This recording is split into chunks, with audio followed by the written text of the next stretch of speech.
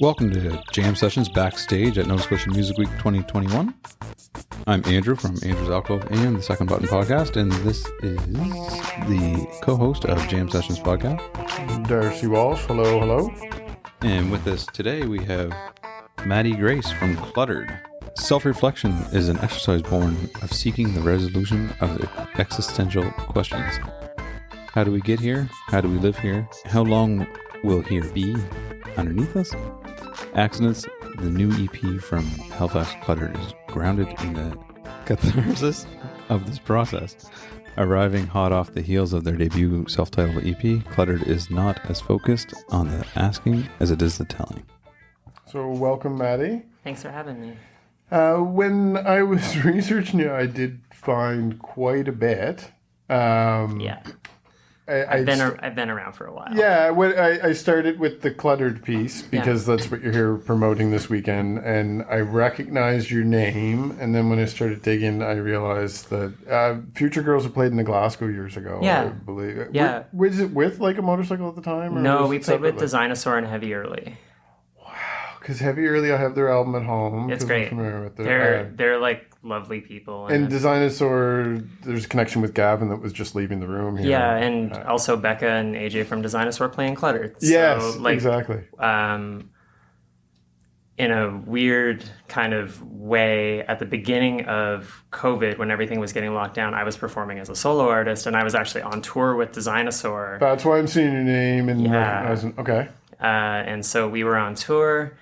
And we're like pulling out of the driveway after getting the last member of the band, and they're like, PEI is canceled, Moncton might be canceled, but St. John's a go. So we're like, let's do it. Let's go play St. John. So we did and had a good time, and then everything just fell apart after that. So we like went home and like locked ourselves in our apartments for X number of months. For 2 weeks. Exactly. Yeah. So Cluttered, when I was researching it too, it was... I heard somebody else doing an interview with you, and I learned a lot, but I didn't want to regurgitate stuff. That's cool. Maybe get you to tell an updated version of your own of what Cluttered got birthed out of. Yeah. So friends of mine who are part of this organization in Montreal last year, I guess I should preface with, COVID hit and there was a lot of downtime, and it was like a lot of people were like, oh, I could be creative now because I don't have these obligations, or like I have more time. And I was one of those people that was like, I'm just going to start writing. I'm going to write a bunch of stuff. I did like several different projects and kind of all pieced it together. And so they started a thing called Demo Fest, which was a fundraiser for Solidarity Across Borders, which is a really cool organization that essentially raises money for like migrant workers that didn't qualify for CERB or whatever. So it raised like a bunch of money for them, but they were like, open call, start a new band, start a project, do whatever. And so through COVID, I was doing some of these like YouTube online sessions or whatever. And I had played one that was based in, I believe, Pittsburgh, with a member of a band who lives in Maine, originally from California. Her name is Danny Bailey. She played in a band called Jabber. That one I know of too, actually. Yeah, Jabber's a sweet band. Has a new band called Crunch Coat, which is excellent as well. Okay. So Danny and I kind of talked about like doing a collaboration, and I was like, what if we do it for Demo Fest? So I started like working on songs and programming drums or whatever, and at the same time, I had been like kind of working with Bloated Kat, who was our drummer, just on some solo stuff. I had played a show in Sydney, and he saw the live stream up, and he's like, I hear something there. Like, there's something I wanna do with this. And we had been in a couple cover bands together, and like kind of we're just chatting all the time. And I was like, I'm gonna program drums for this, but like, you're a great drummer. Like, why don't you do that? And he was like, okay, and then did it. And then I was like, wait, you can mix too. Like, why don't you just mix it and like, we'll do this. So we did our first demo. We brought Becca in, who's in the band, to do some harmonies. So it's vocally on it. It is myself, Becca and Danny. And then Demo Fest happens, things come out, people are like, oh, this is pretty rad. And a friend of mine in Quebec was like, can I put out your tape? I was like, absolutely, you can put out the tape. Yeah. So it kind of put some like motion into it where it was like, people seem to really like this. And so Dylan and I kind of start scheming and we should assemble this as a band. And Dylan ends up tweeting at Laura Jane Grace being like, hey, we're a band that's directly influenced by Against Me. And she's like, this is rad, and reshares it. And so it kind of blows up a little bit. Yeah. And so we're like, oh, this is wild. We need to make this a band. So I had been working on follow-up songs already. Cool. And that's where the second EP came out of. It was released on Bloated Kat Records in the US, which is a top-notch pop-punk label. It's existed for like 10 years. I remember ordering records from them in like 2010. Cool. And Servo, the person that runs the label, was like friends with Danny and heard it and was like, I like this. And I was just like, what are the odds that Bloated Kat would want to do our next EP? And he's like, better than most people who ask me that question. Wow. So that's kind of where that happened. And it's been really cool, like just to get accidents out and to kind of do like a 1-2 punch and not wait too long between things. Cause like the first demo to the Accidents EP, it's a little bit more refined, and you can see like the songwriting process is growing because it's not just me like throwing songs and seeing what sticks. And now we're working on a full length. That does seem to be common with a lot, like not everyone, but a lot of the people I've been talking to too, is it's put out smaller batches of content so that you can keep putting content out. My favorite music format is the 7-inch record. Yeah. It's the thing that like got me into punk. Like that's like, I love that. So I was like, let's make something that would like fit on a 7-inch or sound good or whatever. And like through the cost of everything, it's kind of astronomical. So what we've done instead is there's a new Halifax label that's starting that I'm a part of called Broken Frames Music. It's myself and Ryan Frizzell, who plays in a band called the Hemingways, who I'm also a member of. Long-standing Halifax band. I got to get out to more live shows. I don't even realize that you're in all this stuff that I'm aware of. So. Yeah, I've been a member of the Hemingways for like 10 years. Cool. We haven't played in a while, but we still practice and are still like great friends. So Ryan and I are starting this label, and the first release is going to be, it's called The First Pandemic. It's both of the Cluttered EPs on one vinyl. One record is on each side. Well, that was going to be a question we were going to ask later about buying stuff. I'm going to have to buy that when it goes out. Yeah, we should have it in time for tour in a couple weeks if all goes well.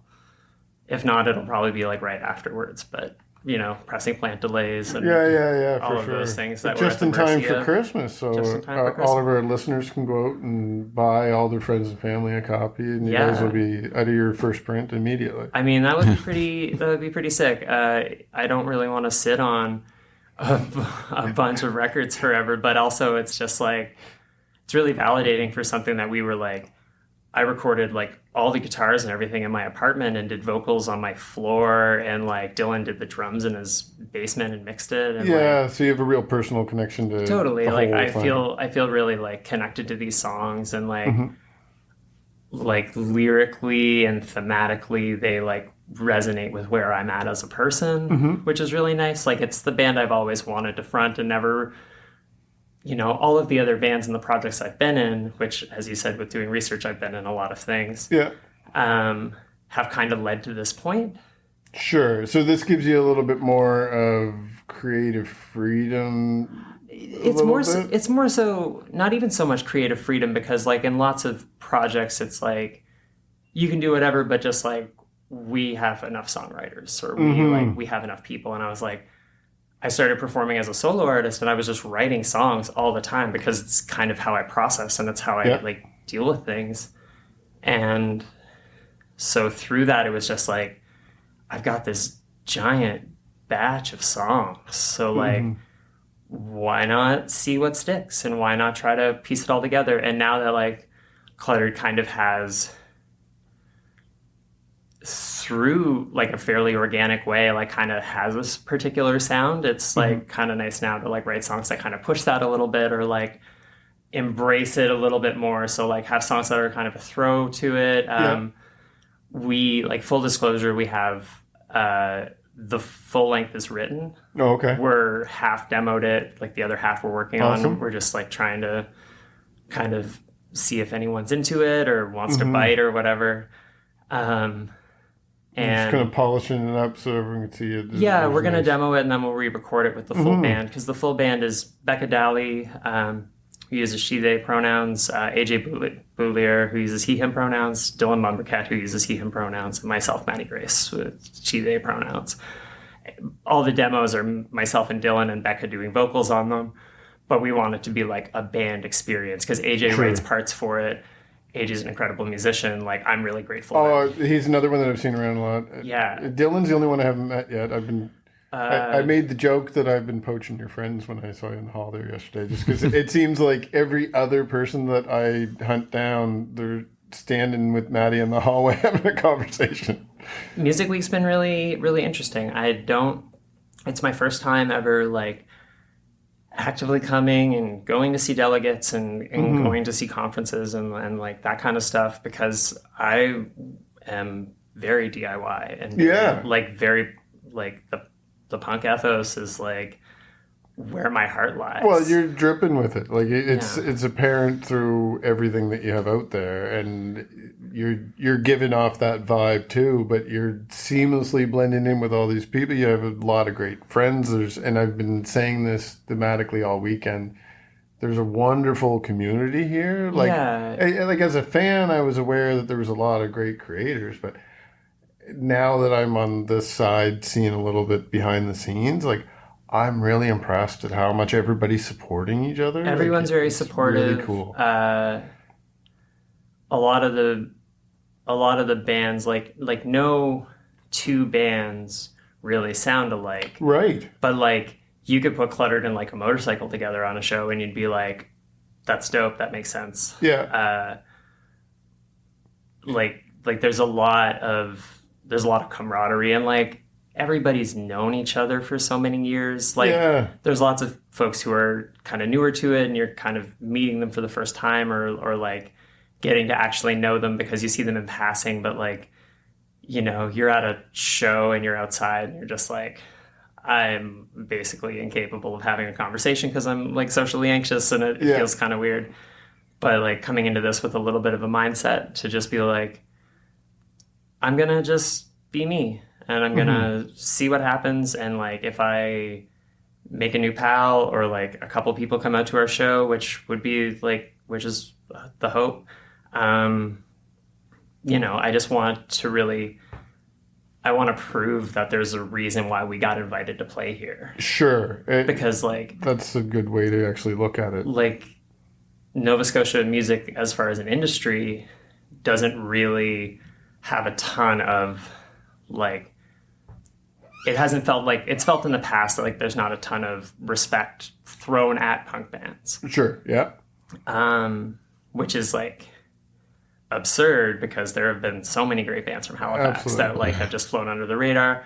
Maybe they've never wanted to play the game, whatever. But like I was like, let's try something different. And like we're playing, this is our first show in Nova Scotia. We've played in New Brunswick already. We played Sappy Fest this year. Okay. We also went to Newfoundland to play Lanya Vanya. So like those were both really wonderful experiences and got to like meet some new people and hang out and like kind of get our feet under us. And then it's like, this is our first Nova Scotia show. And then in 2 weeks we're playing at Radstorm, which is a DIY all ages space in Halifax. Oh, cool. Because like it's What's the name of that again? Radstorm. Okay, I need to look at it because it's all ages, you said, right? It's all ages. That is the one thing that, like, you noticed my daughter's here with us today, too. That's the one thing that I personally see lacking as a fan is that I don't want to not be able to... Like, tonight, I'm not going to be taking advantage of the fact that I have a pass and I can go to see all these wonderful artists because I'm going to be home with my daughter, who would absolutely 100% love to stand beside me and catch these showcases. November 20th at Radstorm. There you go. It's going to be our tour kickoff. We're going to Ontario a couple of days later. But like, it was all like we don't have a booking agent. We don't have management. We don't right now. Like, I can do all that stuff for us. Yeah. Like, I booked a tour to Ontario. I was like, November seems safe. I did that in June. Yeah. I reached out to people and was just like, hey, Cluttered wants to come. We think a safe time will be November.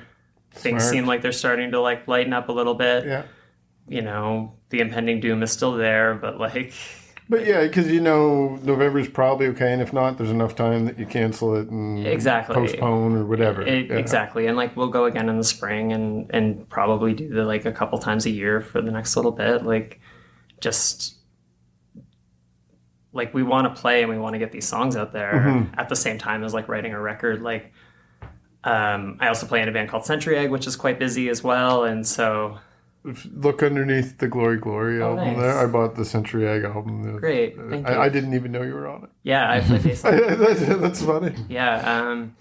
So like Century Egg is also quite busy, but like the bands, like we both played Sappy together. We both played Lanya Vanya together. Like there's a really good camaraderie between both the bands. So like if we ever have to do if I ever have to do double duty or something like that, it actually like works out okay. And actually the St. John date of our tour, I'm playing, it's the tail end of a Century Egg tour and the beginning of a Cluttered tour. Oh, wow. So Okay, I'm like that's cool. playing, I'm playing in both bands. We're playing at St. John and then Cluttered goes off to Ontario. Awesome.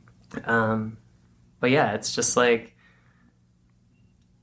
I always joke that music is like the only thing I've ever been good at. Yeah. Which obviously people are multifaceted and they're talented at many things and are can do whatever. But it's the thing that I've always been the most passionate about. And like, that's why I've like stuck it out for so long and like have grinded. And, I was in a band for years called Fat Stupids, which played, there used to be a full band open mic in Halifax called Rockin' for Dollars.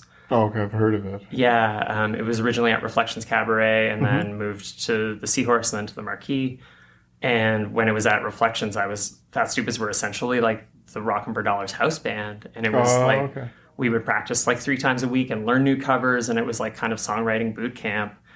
And it really, and like all of the members of Cluttered are like Rockin' for Dollars trained because every band would get like a 15-minute spot.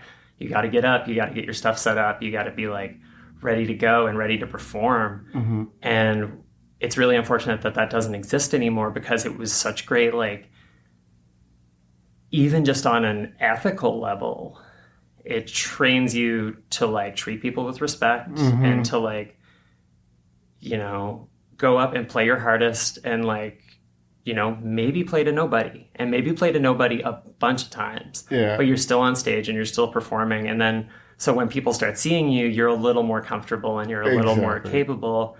And so I think so what ended up happening with kind of like the pre-Cluttered thing was I had a band called Future Girls. Dwayne, who's the drummer in Future Girls, also plays in Botfly. Oh, okay. I know them too. Botfly's quite busy and quite prolific, and they do a lot. So Future Girls kind of wound down. And so I was like, I'm just going to start playing solo shows. I'm going to like get an acoustic guitar and I'm going to do that thing because I can. And it was super nerve-wracking. And at first I was like playing with an electric guitar and lots of effects and just like trying to feel it out. And through playing those shows, I became a different kind of performer. Sure. Because you're engaging with people. If you're up there with an acoustic guitar and you're by yourself, the last thing anybody wants to see is just you like not engage with the crowd or not like recognize people. And so like Cluttered's a really nice balance of that because it's like there's a little bit of crowd engagement, there's song blocks, but it's still like gonna play 3 songs without stopping and then take a small break and then 3 songs without stopping and like, get that like just that punk thing. Yeah. Just like I know to exactly keep at it. what you mean. Because, in a lot of the earlier episodes of Jam Sessions was based around a small scene in Pictou County in the late 90s, and they were just talking to each other. I mean, there was a couple people that they've gone on to do stuff, but in general, it was just throwback stuff, right? So I know that vibe you're talking about because a lot of the listeners have been involved in bands like that in the past. Totally. So that's we cover all the genres, but that's definitely something that most of the people listening to this are probably familiar with. Well, too. and like that's the beauty of like punk is you can maintain like a DIY ethic while Right. approaching different styles of music, and like as long as you're still like being ethical and honest and like not ripping people off. Like it's why like we charge like $15 for t-shirts or whatever, because we're not trying. It's not a revenue stream. It's more so that you're supporting yourself in the way of you're getting recognition, and people like it to wear a shirt with their favorite band. Exactly. And it's like, you know, some folks are like, you're selling these for too cheap, I'll pay you more. And I was like, that's cool. Like, I understand it's not 1994. I understand that. Like, Bandcamp mentality, really. Yeah. That's, yeah. But it's very important to me, like, to maintain that, because I've been in a position for a long time, like living in a position of poverty and like working customer service jobs and barely making rent, and then still like going to shows and being like, I really want to buy merch, and using my last like $20 to buy merch or whatever. Yeah. So like, I understand that, and that's really close to my heart. So if somebody comes up and is like, I've only got $10, and I was like, do you want a shirt? Like Yeah. I'm never gonna be that person who's like, no, you gotta like that's just not in me, and that's just not who we are. Yeah, no, that's great attitude to have about it for sure. But anyone listening, you should go out there and support these artists too. And Yeah. Jeff, when he's on, he always says that when we're pushing stuff through Bandcamp, to try, if you can afford it, throw an extra couple bucks. Everything's on Bandcamp. The shirts are relatively affordable. Shipping kind of sucks because shipping is an unavoidable cost, but like digitally, all the music is pay what you can. Yeah. Like we did that on purpose. The Demo Fest thing was like released kind of as a pay what you can, and you know that's very near and dear to me. So like it's really important to like maintain that, because folks who can support in any capacity is really lovely, and it's really appreciated. Like, Right, like getting a single for $1 is trivial these days. Yeah. But I mean, it's still nice that if you're an artist, instead of someone just listening to it on YouTube or just listening to it on Spotify, that they're like, you know what, I really like it, I want to support the artist. I'll give them $1 and I'll own a copy of the song. Totally. And that happens, and sometimes people are like, they'll buy a single song but not buy the whole EP, and I'm like, Sure. That's like your prerogative, like you can do Yeah. that. Like it's cool that one hit. It was enough. And they didn't have to go to a show and find an overpriced CD that they really didn't intend on spending the money on. They can listen to a song and decide whether or not they like it, or they could be like, I really, really, really like this song. Yeah. So I'm going to listen to it nonstop. So that's what I'm buying, and I'll go back when I need a new one. Yeah, definitely. If we were to add a couple songs on the end for the listeners, obviously, if we were just focusing purely on you yourself, there's a whole content, but I'm assuming that with the Music Week, you want to mention a Cluttered tune or two? Sure. I mean, I'll give you 3. The first song on Accidents, it's called Burn All of It. Okay. I really like that song. It was on the Music Week playlist. It's just a song about like being frustrated with writer's block and like living in a world where you're a little bit misaligned with, say, the norm. I'm a trans person. I have trans experience. Things like going to get a coffee is challenging sometimes, just because you're dealing with like transphobia and misogyny on a daily basis. So that song's kind of just like written from like, and pardon the pun, but like just having kind of a cluttered brain, and like at the end of it, the chorus is just burn all of it. Like, fuck it, we're gonna blow it all up. The second song I would say is Out of Van Love Letter off the first demo. Yeah. That song we shot a video for. Yeah, I was watching the other day. Yeah, it's pretty dope. I love it. My partner directed it, and I helped when we went to Value Village and got this like really creepy doll. Put the doll in like an oversized Jawbreaker t-shirt, and then just threw like Ativan and like cigarettes at it for like 20 minutes and shot the video, and it's really psyche and pretty dope. That's fun. And the last song I'd recommend is The Toll, which is the closer on Accidents. Okay. The Toll is a really personal song that I really like. That's just about kind of being in a city that doesn't totally see you or accept you, and like feeling kind of like trampled. It also has a vocal performance from Cassia Hardy, who plays in a band from West called Wares, who are great. Oh, I was going to say I know the name, but I don't know who that is. But I do know Where. So, Wares are an excellent band, and I just reached out to Cassia and was like, "Hey, would you want to sing on this?" And was so gracious, and sent the tracks, and so like that song sounds really cool to me because it's this like weird collaboration where there's like 4 or 5 voices all going on at the same time, and I really like that song. I'll also plug, so through all of this, in the last like 2 months, I recorded a new solo EP. It's called Dysphoria City Limits. I recorded it in my bedroom. One of the members of Century Egg mixed it and mastered it, and we kind of did one of the songs together. And I just released it. It's just a collection of 4 bedroom recordings. One of them may end up as a Cluttered song at some point, but I was just like, I kind of had a downturn in my mental health. I live with mental illness. It's very...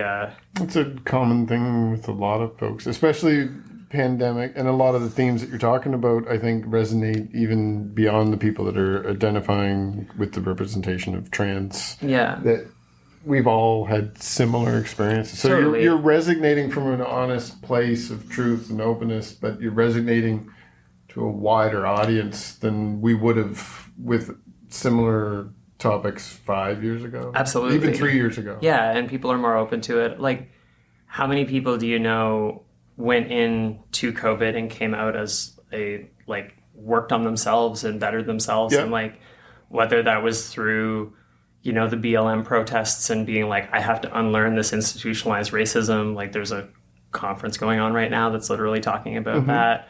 Or like being more aware of like the plight of other people, or like the plight within yourself, and realizing that like, oh, maybe I am just kind of a cog in this weird capitalist machine that like is this like crushing weight that like is just trying to exploit me for my energy and exploit me for my time.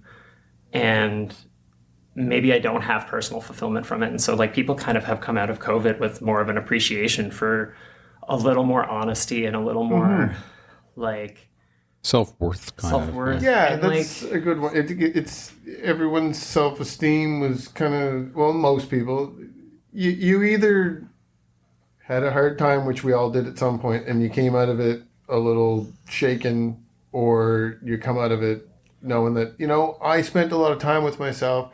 I'm an okay person being the way I want to be. Well, and it's when you're left alone, like whether you're living with a partner or a roommate, or you're left alone by yourself, and you're like, the world wants me to change because I don't fit in, or I don't feel like I fit in. Exactly. I need to build a community, or I need to build something, but like right now it's really hard to build community, so you do it online usually because that's kind of the means. But like you kind of come out on the other side of it and you're like, oh, there's literally nothing wrong with me. It's just that like rich white men are telling me that I'm doing a bad job. Yeah. Right. And now this is just for your own benefit from my side with that kind of thing. I was always open-minded. A few years ago, I did some studies on gender stereotypes and literature and whatnot. And when I was doing it, it was for an informational purposes, so I wasn't as ignorant. But I honestly, it was like, to your point, like during the pandemic and everything, with everything happened with Black Lives Matter, and a lot of people just having a lot of time to reflect on that stuff and say it in the media and a lot of conversation. I'm ashamed to say, but it was during that time that I actually had an epiphany, listening to very smart individuals that were being given the opportunity to speak. I just finally, in the last couple of years, realized what it means that as a cis male and white, I actually am walking around with a ton of privilege that I never understood. We had a similar conversation with Art earlier as far as the negative impact of presenting yourself in a different way than what traditional stereotypes were before. I don't see it because I'm like, oh, I don't care what you are, who you are, and if you tell me that you want me to see something different, I'm game. I'm ready to look there. But I don't see it. And that's one of those things that with having that privilege, you know, you're essentially like, and I know this is kind of a blanket statement because everybody has hardship and troubles. Sure. But like your approach and how you approach the world is just a baseline easier than somebody else. 100%. Yeah. Sure. Like, it's just like, I don't walk in a store and people go, look at that white dude over there. yeah. Like it just But that's doesn't what happen. it is right? that we Exactly. come at it originally because you're taught all these stereotypes in society that as an adult, I'm like, well, I'm not a jerk about it, so I don't need to learn anymore. But the more I learn, I'm like, oh, I'm not even aware of how bad it is out there for the other people. And it's a constant work. It's something that you do all the time. I mean, like you have a daughter, and like the best thing that you can do as a parent is to like work on that, because they're the generation that's going to come up, and they're the ones that are going to like actually make active change, because like they know at a young age, they're like I knew I was trans from a very young age, but I grew up in like rural New Brunswick, and it wasn't a safe place, and all of these things, and I grappled with it for so many years. And there's kids now who are just like, no, this is who I am. I know my identity. I know what it is. Can I start this? Can I like try to align myself a little bit more? I can think of multiple examples around my daughter's age, and an explanation coming into this. I just wanted to make sure that she didn't offend anybody. The only conversation I had with her was just the fact that, well, and it's we just talked about it. Art uses the they them pronoun. Yeah. That's all I had to say to her. She's only 11, and all I had to say is, when we go in today, the first guest uses the pronoun they them. And she's like, oh, okay. I'm like, do you have any questions or need anything explained? She's like, no, I know what you mean. Yeah. And well, that's it. That's the thing. And like Music Week, I think Music Week is trying. I think that this is like the first year after a year off. There are definitely some things that could be done, like small gripe, but also kind of a big gripe, but like no one's pronouns are on their passes. Yeah. We wrote ours on ours. And I will say, from that same point of privilege too, that like outside this is a hobby for me at this point. In my career, they're encouraging pronouns, which I think it's great as far as if you're identifying other than the standard. And I was like, why do you need to know mine though? But I understand now. I really understand now. It's normalized. It normalizes it. Yeah. It makes it safe, and also it like suspicious of men. If you're like a man who's like a cis man who's like, yeah, I put my pronouns and stuff, and like I'm trying and I'm working on it and I'm learning, then it shows that you're like a safer person. Because if you just go in, as you said before, and you're like, I don't really care, you can be whatever you want and I'll do my best to address you correctly, that's great. But it's a great start, but it's also like it's a big like there's still so much to do with that. It's almost, I mean, they're apples and oranges, but it's almost like with COVID, since that's something that everyone listening is going to be able to recognize.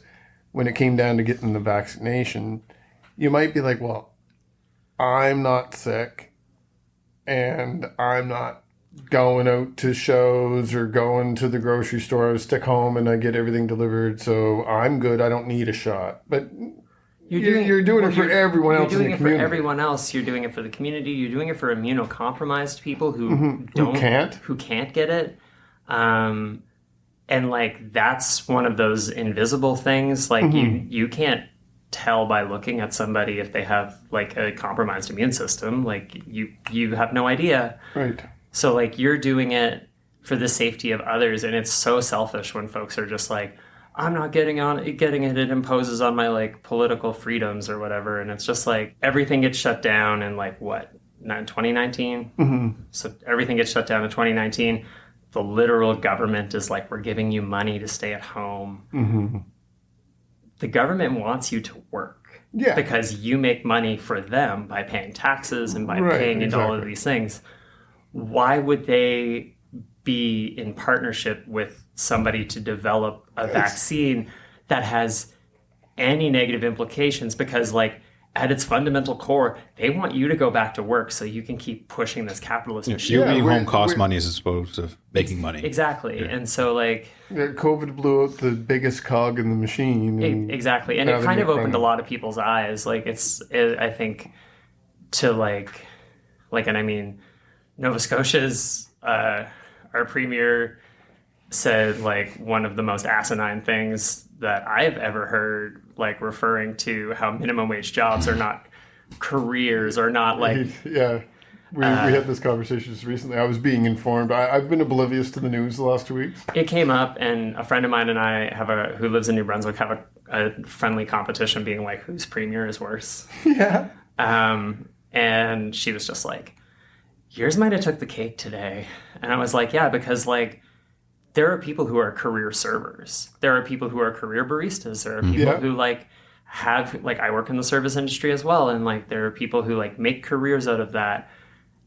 And just because you don't think that that job is worthy of like being compensated more, so that like in a city like Halifax, where the cost of living is $22 an hour, and then you make like $12.90 or $12.80 or something, like there's a huge disconnect. And like, Halifax is so gentrified and has been, and I've just been watching this happen, and it's like a big part of like the lyrical content for some of the Cluttered songs is just like watching this happen, watching artists and poor people and people of color being forced out of neighborhoods where they predominantly resided, because artists go into poor neighborhoods and make them cool, and then like yuppies come in and like sweep it out from under them. Yeah, it starts... Well, I mean, people listening know what gentrification means. They don't, like, I mean, that's what you're describing. But it really is that, like, you're taking something that's cool that was always ignored. Yeah. And then putting a polish on it and selling it to people that don't care. Yeah. And people who are just like, I live in a trendy neighborhood in a condo next to like a donut shop. And you're like I remember 10 years ago, like just that stuff starting and people like protesting it and being like, this is going to happen. You're ruining our neighborhood, and now it's like, well, no, we're going to take over the neighborhood and we're just going to put some polish on it and claim it as our own. Yeah, exactly. I think the biggest problem is with privilege that we obviously have. Just being indifferent because you're like, it doesn't, I'm okay with it, so you don't really pay much attention. But indifference is the problem. Like, indifference placates the masses. Right? Yeah, yeah. Like, so I come from a place of indifference in many cases, even though I've always considered myself open-minded. But much to your point and your point. So be open-minded, understand everything, but also get behind people that need your support. Don't just be indifferent because you're okay with it. The way you just explained it, it was actually just now changed my mind about the whole pronoun thing. That I'm like, oh, if I put he, him as my pronoun, then maybe somebody that I always thought was a male anyway, that is trans, feels more comfortable putting he, him on the tag, because they're not saying I'm different. They're saying this is how I prefer to be identified. This is how I identify. Everyone is saying that. It's to normalize it, as you had said. It's to make... The last thing you want to do is, especially in a space like this, which is like kind of a community building exercise. Yeah, you don't want to segregate. Yeah, and you don't want...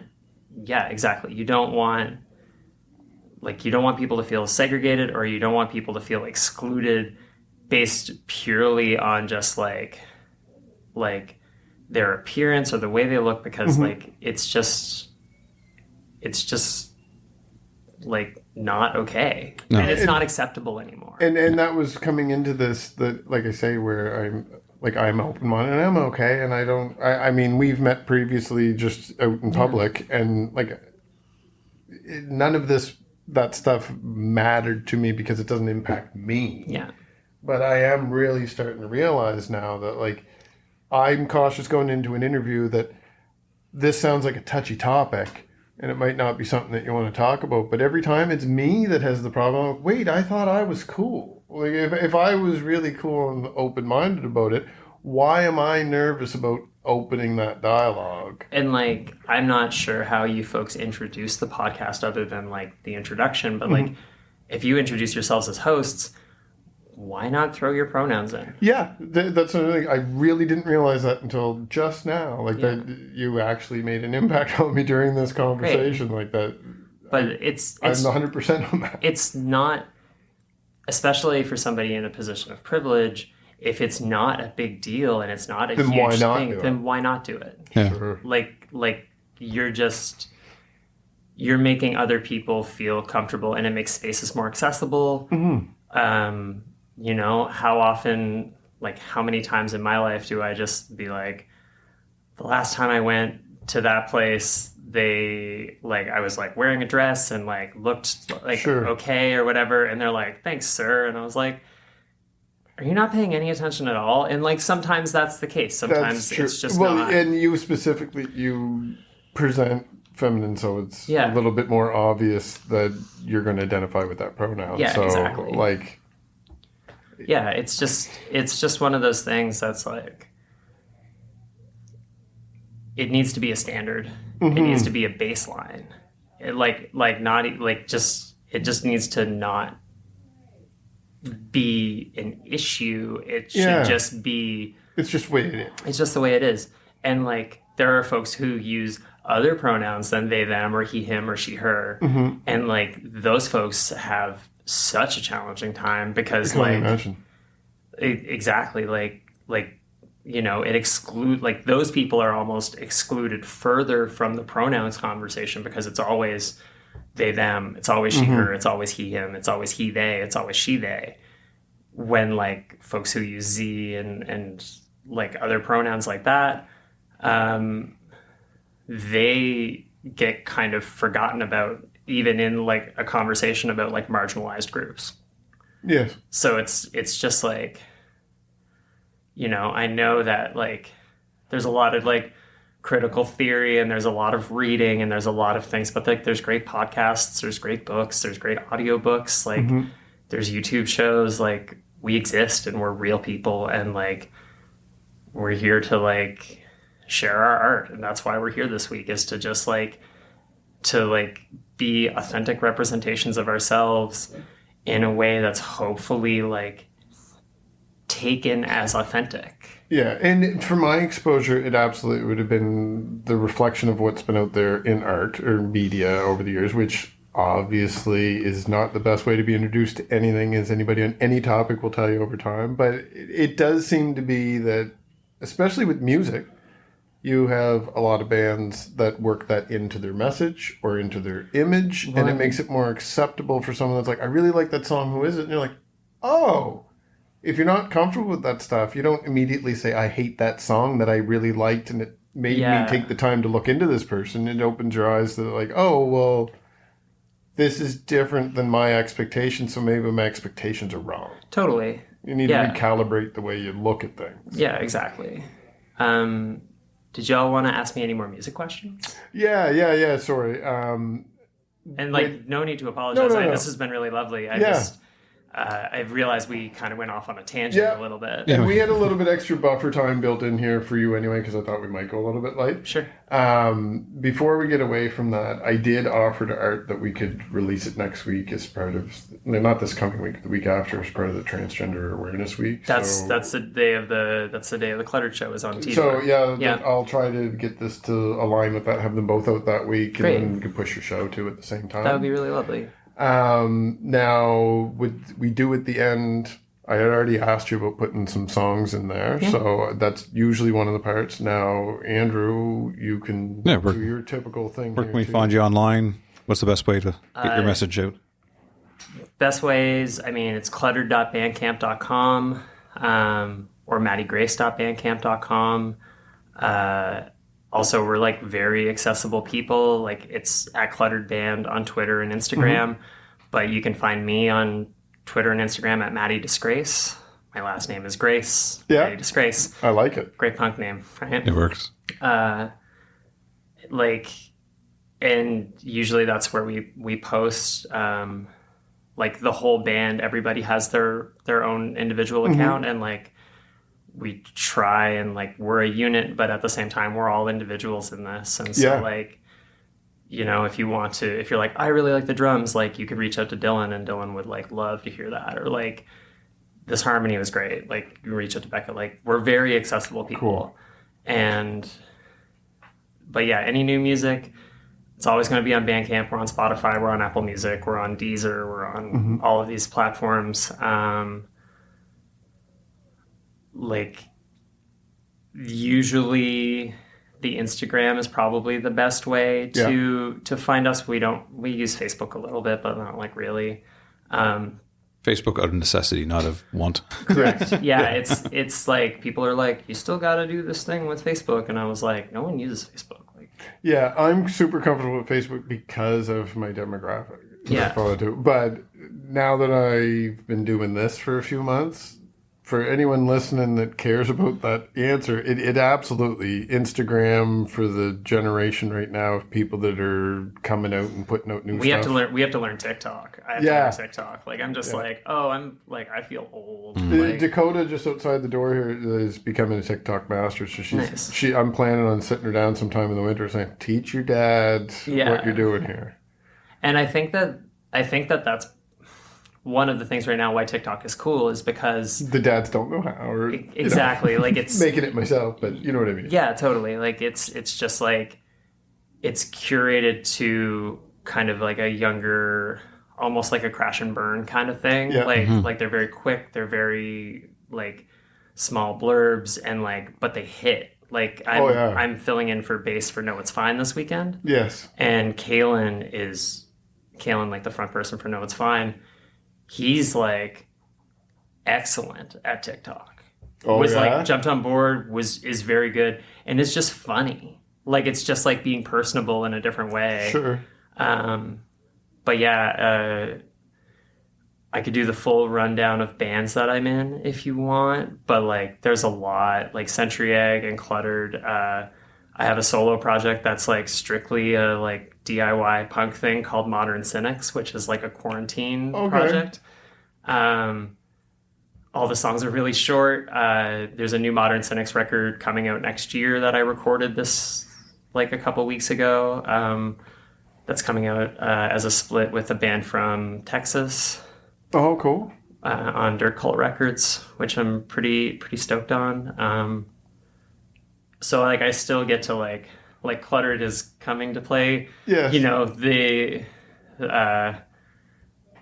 industry event or whatever. Yeah.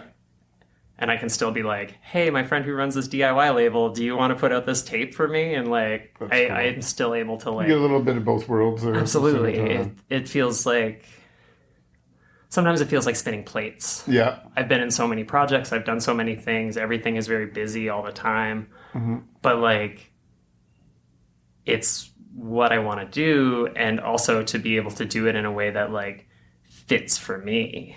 Yeah, I can absolutely relate on a personal level because of doing all that. Like I have a full-time job that has nothing to do with anything that's here, and I just researched a dozen bands. And when you had approached me at the Seahorse and you were like, I've done some research on you, and I was like, I did 2 fairly in-depth podcasts recently, one with Ryan Brown for Learn Drums and one with Guillaume, who is the booker for Pooza Fest for his podcast. And like they both did kind of a deep dive on me and like went through the whole thing. And I was like, what are you going to ask? Like, I'm very curious just because like I have put those things out there and like, I've said, I'm an accessible person. Like, well, that's why I said I have to just focus on Cluttered, and the whole origins of it was a good anecdote. Yeah. And the other one, I was like, I have to focus on that for the amount of time we even have today. Because if we were doing a regular episode of Jam Sessions, I could probably keep you until you're like, you need to stop talking to me, man. You're bumming me out. Let me go home. No, this is great. I'm having a good time. All right, so since we all agree we're having fun, we're going to put an end to it now. Yeah, we'll get everybody to listen to those songs, and we'll put the band list in the show notes and stuff too. Yeah, we'll put in the show notes. We'll get links to everything there for everything, and I'll let you know for sure when it's airing. But I think I'm going to try to get the Cluttered and Pillow Fight ones out the week after this coming. Yeah, that would be lovely. Yeah, thank you both for your time. Yes, and thanks for coming. I realize we kept you a little longer than we originally intended to. I don't care. Super appreciate it. I have a sound check at 4. I don't have to be anywhere. Oh, there you so. go. Great. All right, thanks again. Well, thanks for listening, and stay tuned for some more. Bye.